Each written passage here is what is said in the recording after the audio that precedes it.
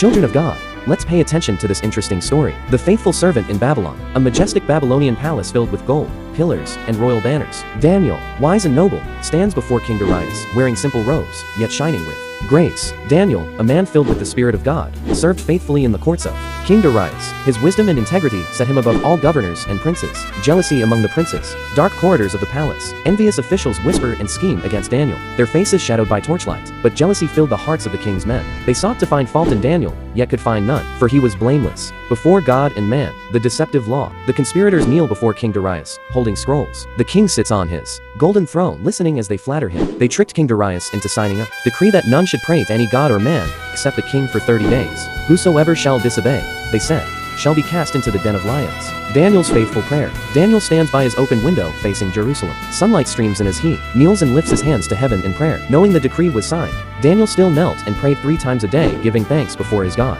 as he had always done. The accusation princes burst into Daniel's chamber, catching him in prayer. They point fingers and smile wickedly. The accusers found him praying, and they ran to the king, saying, O king, Daniel has not regarded your law. The king's distress. King Darius walks restlessly in his palace, troubled and sorrowful. His counselors press him to act on the law. The king was so displeased with himself, for he loved Daniel, but by his own decree, he could not change the law of the Medes and Persians. Daniel cast into the lion's den, a stone pit beneath the palace, filled with roaring lions. Soldiers lower Daniel by ropes. The king stands above with tears in his eyes. At sunset, Daniel was cast into the den of lions, and the king said unto him, Thy God, whom thou servest, continually he will deliver thee. The long night King Darius paces all night, fasting, unable to sleep. Meanwhile, inside the den, Daniel kneels calmly in prayer. Beside him, the lions lie peacefully, their mouths shut by an unseen angel. That night, the Lord sent his angel, who shut the lions' mouths. Not one of them harmed Daniel, for God's hand was upon him. The morning of deliverance. At dawn, the king rushes to the den, crying out, O Daniel, servant of the living God, is thy God able to deliver thee? From the darkness, Daniel's calm voice answers,